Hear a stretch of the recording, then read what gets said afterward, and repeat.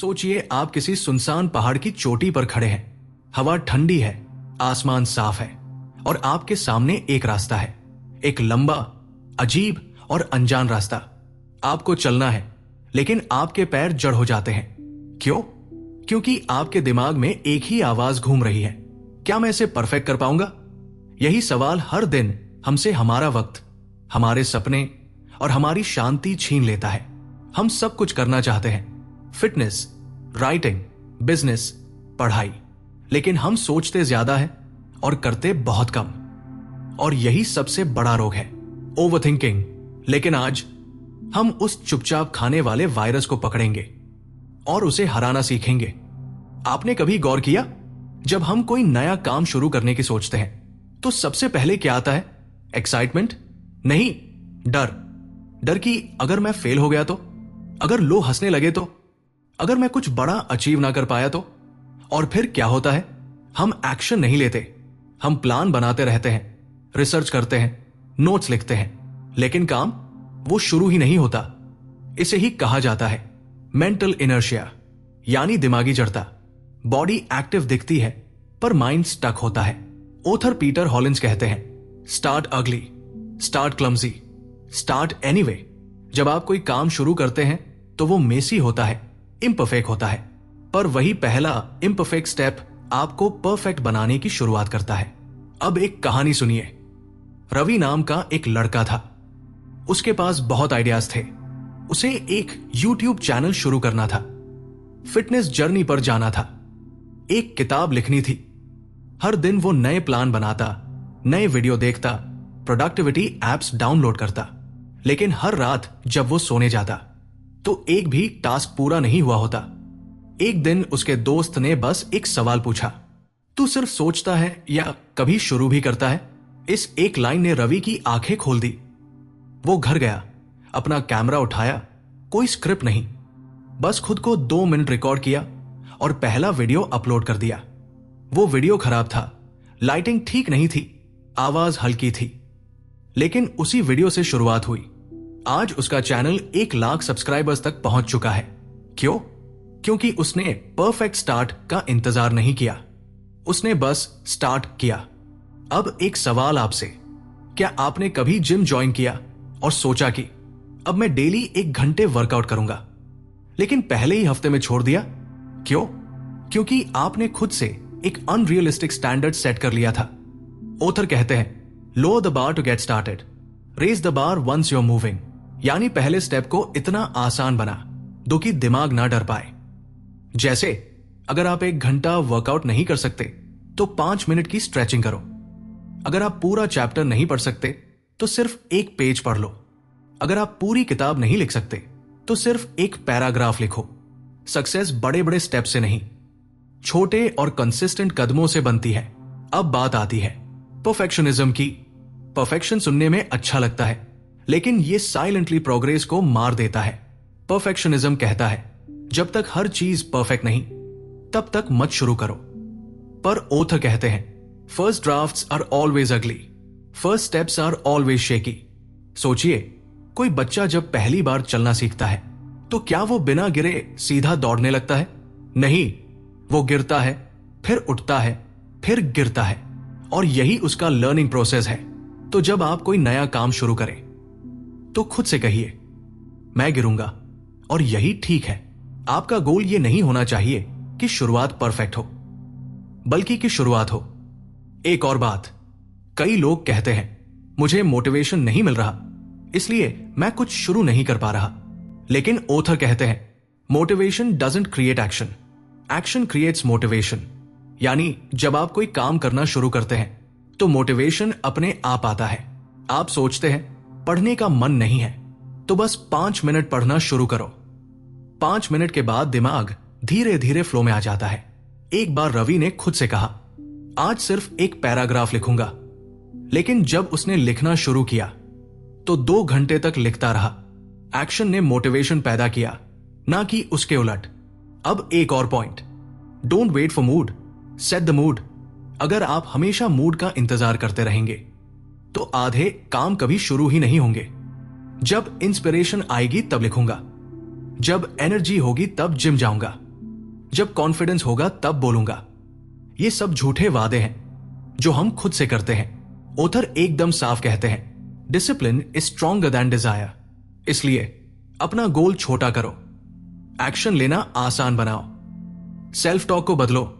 बजाय ये सोचने के कि मुझे 10 पेजेस लिखने हैं, ऐसा सोचो मुझे बस एक सेंटेंस लिखना है।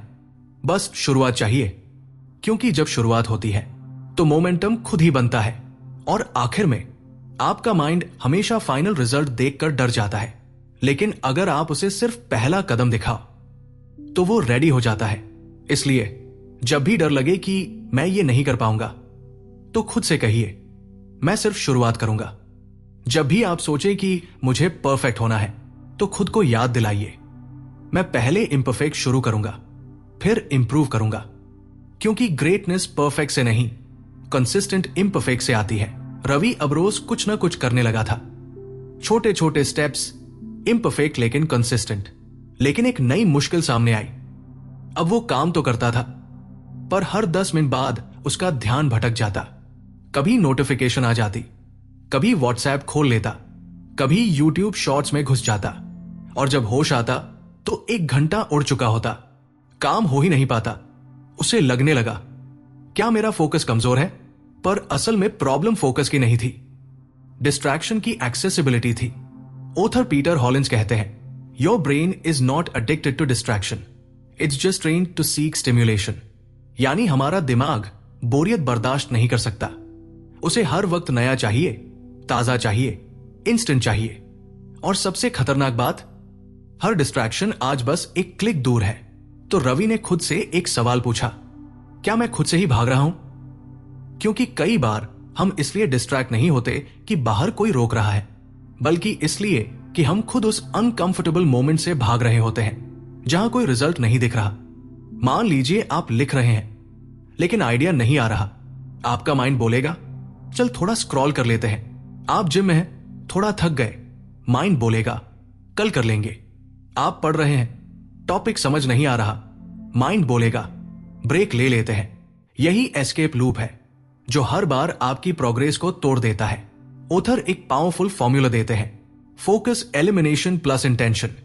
यानी अगर आपको फोकस करना है तो डिस्ट्रैक्शन को हटाना पड़ेगा और अपने टास्क को एक स्ट्रॉन्ग रीजन के साथ करना पड़ेगा।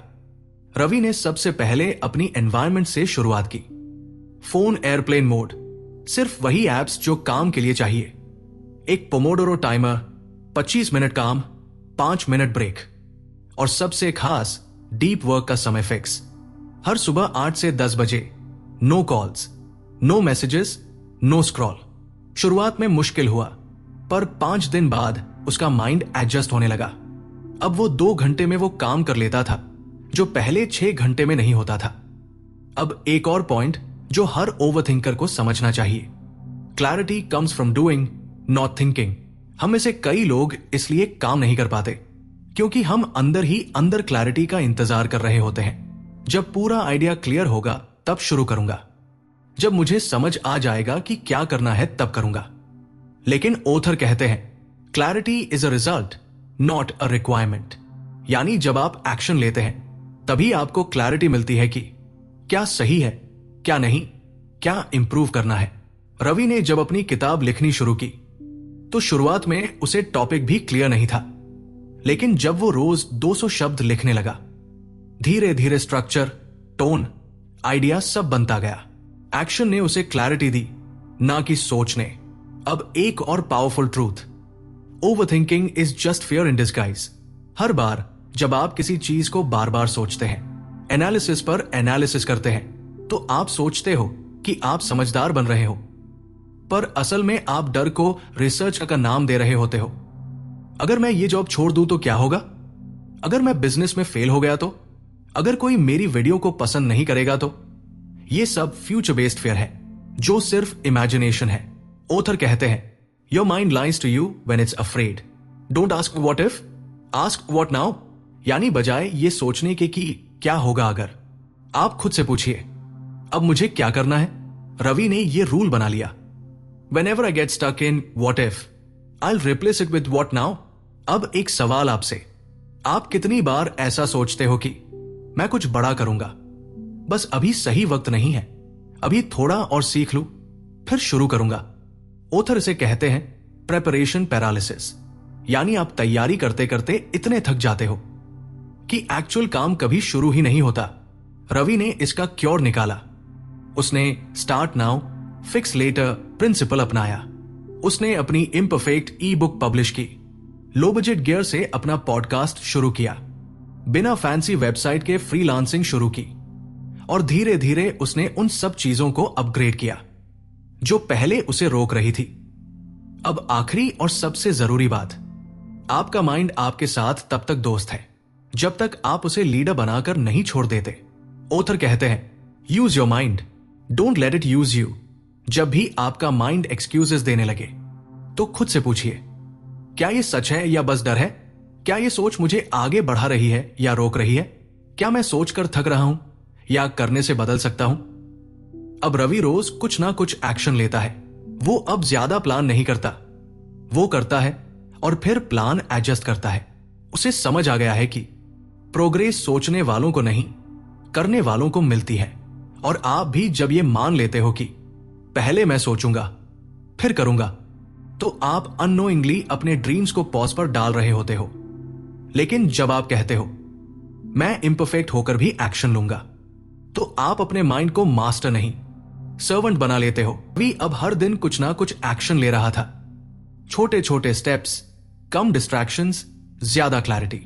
लेकिन एक नई प्रॉब्लम सामने आ गई। अब उसके पास बहुत सारे गोल्स थे, राइटिंग भी करनी थी, फिटनेस भी, फ्रीलांसिंग भी, फैमिली भी, हर चीज जरूरी लग रही थी। और जब वो एक पर फोकस करता, दूसरा अधूरा लगने लगता। धीरे धीरे उसकी एनर्जी टूटने लगी। माइंड कहने लगा तू कुछ भी पूरा नहीं कर पाएगा। यही होता है एक्शन ओवरलोड।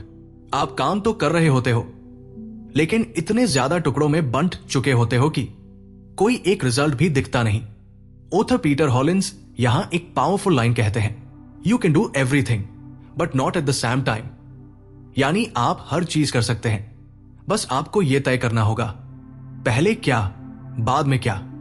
अब रवि ने एक पेपर लिया और अपने सारे गोल्स लिखे, fitness, personal brand, freelancing, meditation, reading, friends, travel. फिर उसने खुद से एक सवाल किया, अगर मैं बस एक चीज पर फोकस करूं और उसमें कंसिस्टेंट रहूं, तो अगले 3 महीने में मेरी जिंदगी सबसे ज्यादा कहां इंप्रूव होगी? जवाब आया फिटनेस और डिसिप्लिन। क्योंकि बॉडी स्ट्रांग होगी तो माइंड भी मजबूत रहेगा। तो उसने बाकी सब चीजों को स्लो कर दिया, लेकिन फिटनेस को डेली प्रायोरिटी बना लिया। अब हर सुबह वर्कआउट, क्लीन डाइट और टाइम पर सोना उसका नॉन निगोशिएबल बन गया। 3 हफ्ते बाद उसे पता चला कि जब एक एरिया में प्रोग्रेस दिखती है तो बाकी सारे एरियाज में भी एनर्जी लौट आती है। ओथर इसे कहते हैं लेवरेज योर विंस, यानी अपनी एक छोटी जीत को बाकी जिंदगी में मोमेंटम की तरह यूज करो। प्रॉब्लम यह नहीं कि आपके पास ज्यादा काम है, प्रॉब्लम यह है कि आप हर काम को एक साथ परफेक्ट करना चाहते हैं। ओथर कहते हैं single tasking is the new super power. Multitasking दिखने में कूल लगता है, पर वो आपके दिमाग को शैलो और स्कैटर्ड बनाता है। रवि ने अब 90 मिनट का डीप वर्क रूल अपनाया। हर दिन बस एक काम, 90 मिनट तक सिर्फ उसी पर पूरा ध्यान। मंडे सिर्फ राइटिंग, ट्यूसडे सिर्फ फ्रीलांसिंग, वेंसडे सिर्फ स्किल लर्निंग। बाकी सब्स को उसने इस 90 मिनट के बाद शिफ्ट कर दिया। रिजल्ट, अब उसे हर काम में डेप्थ दिखने लगी। अब एक और बहुत कॉमन गलती जो रवि कर रहा था, कंपैरिजन। इंस्टाग्राम खोलते ही लगता, देख वो कितना आगे निकल गया। यूट्यूब पर वीडियो देखकर लगता, मेरे जैसे कितने लोग पहले से बेहतर कर रहे हैं, और हर बार उसका कॉन्फिडेंस गिरने लगता। लेकिन ओथर यहां एक ब्रूटल ट्रूथ बताते हैं, comparison is the thief of progress. आपको लगता है आप इंस्पायर्ड हो रहे हो, पर अंदर ही अंदर आप खुद को डाउट कर रहे होते हो। ओथर एक टेक्निक बताते हैं, टर्न कंपैरिजन इनटू क्यूरियोसिटी। यानी जब आप किसी और को ग्रो करते देखो तो जलने या दुखी होने की जगह खुद से पूछो, उसने क्या किया जो मैं नहीं कर रहा? क्या मैं उससे कुछ सीख सकता हूं? क्या मैं अपनी जर्नी को कंपैरिजन के बिना भी एंजॉय कर सकता हूं? रवि ने अब सोशल मीडिया को स्ट्रिक्टली लिमिट कर दिया। वो सिर्फ 2 बार स्क्रॉल करता, एक बार सुबह 15 मिनट क्यूरेटेड लर्निंग के लिए और एक बार शाम 10 मिनट अपडेट के लिए। बाकी पूरा दिन रील वर्क। अब वो दूसरों से पीछे नहीं, खुद से आगे निकलने की कोशिश करता था। अब एक और कॉन्सेप्ट जो आपको स्टक करता है, I am not ready yet. ये सबसे बड़ा सेल्फ लाई होता है। आप कहते हैं मुझे और सीखना है, मुझे थोड़ा और एक्सपीरियंस चाहिए, अब शुरू करूंगा तो लोग क्या कहेंगे। ऑथर कहते हैं readiness is a myth, action builds readiness. Ravi ने अपने पहले क्लाइंट को तब पिच किया जब उसके पास सिर्फ 2 सैंपल्स थे। उसने खुद का इंस्टाग्राम पेज तब शुरू किया जब फॉलोअर्स सिर्फ 15 थे। उसने वेबिनार होस्ट किया जब माइक भी सही नहीं था। क्यों? क्योंकि उसे पता था कि एक्सपीरियंस काम करने से आता है, सोचने से नहीं। अब आखिर में बात आती है सेल्फ रिस्पेक्ट। आप दिन भर काम करते हैं, लोगों की मदद करते हैं, लेकिन जब खुद का वक्त आता है तो आप खुद को इग्नोर कर देते हैं। ऑथर पूछते हैं if you don't take your goals seriously, why should life do it for you? Ravi ने अब एक नया रिचुअल अपनाया। हर रात सोने से पहले वो खुद से सिर्फ एक सवाल पूछता, क्या मैंने आज खुद के लिए एक छोटा वादा निभाया? अगर जवाब हां होता तो वो चैन की नींद सोता। और यही होती है असली प्रोडक्टिविटी, जब आप अपनी सोच, अपनी एनर्जी और अपने टाइम का इज से इस्तेमाल करते हो। अब रवि दिन भर बहुत कुछ नहीं करता, बस जरूरी चीजें करता है, पूरे फोकस से करता है और खुद पर प्राउड होता है। उसने अब समझ लिया है कि सिर्फ बिजी होना काम नहीं होता, काम वो होता है जिसमें प्रोग्रेस दिखे। रवि की जिंदगी अब बेहतर लगने लगी थी। काम हो रहे थे, डिस्ट्रैक्शंस कम हो गए थे, गोल्स क्लियर थे, लेकिन एक अजीब सी चीज अभी भी बाकी थी। कभी कभी वो खुद ही खुद की प्रगति रोक लेता था। मतलब जब चीजें सही जा रही होती, वो अचानक काम टाल देता, रूटीन तोड़ देता या किसी नए बहाने में फंस जाता, जैसे अंदर ही कोई ऐसा हिस्सा था जो नहीं चाहता था कि वो पूरी तरह ग्रो करे। यही है self sabotage. Author Peter Hollins कहते हैं sometimes your biggest enemy is the old version of yourself. यानी जब आप बदलने लगते हो तो आपका पुराना कंफर्ट लविंग सेल्फ परेशान हो जाता है। वो आपको खींचकर फिर उसी जोन में ले जाना चाहता है जहां कोई रिस्क नहीं था, कोई मेहनत नहीं थी, बस सोचने का आराम था। अब एक रील बात, हर बार जब आप कोई नई हैबिट डालते हो, माइंड अंदर से रेजिस्ट करता है। क्यों? क्योंकि दिमाग को नया पसंद नहीं होता, उसे पुराना पैटर्न सेफ लगता है। ऑथर इसे कहते हैं कॉग्निटिव रेजिस्टेंस। जैसे ही आप कुछ अलग करने की कोशिश करते हो, माइंड कहता है यह तेरे बस की बात नहीं, अभी नहीं, कल से शुरू कर, तूने पहले भी तो ट्राई किया था, क्या हुआ? और आप रुक जाते हो। लेकिन रवि अब इस आवाज को पहचान चुका था। अब जब भी उसे ऐसा महसूस होता, वो खुद से कहता यह मेरे कंफर्ट जोन की चीख है, मैं इसे तोड़कर ही आगे जाऊंगा। अब बात करते हैं इमोशनल मोमेंटम की।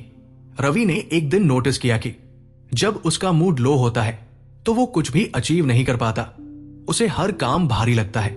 लेकिन जब वो एक छोटा सा काम पूरा कर लेता तो अचानक एनर्जी भी आ जाती, कॉन्फिडेंस भी। ऑथर कहते हैं action controls emotion more than emotion controls action.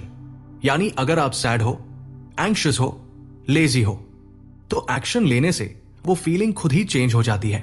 Ravi ने अब एक फॉर्मूला बना लिया था, mood bad, move the body, motivation low, do the smallest task, overthinking, right one line, छोटा एक्शन, बड़ा फर्क। अब आती है सबसे जरूरी बात, आइडेंटिटी शिफ्ट। बहुत से लोग हैबिट चेंज करना चाहते हैं, पर हैबिट तब तक चेंज नहीं होती जब तक आप अपनी पहचान नहीं बदलते। ऑथर बताते हैं don't just try to run, be the kind of person who doesn't skip runs. Don't just try to read, be the kind of person who reads daily. Don't just try to build discipline, be the kind of person who is disciplined. Ravi ने अब खुद को एक नया नाम देना शुरू किया। मैं वो इंसान हूं जो रोज काम करता है, चाहे मूड हो या ना हो।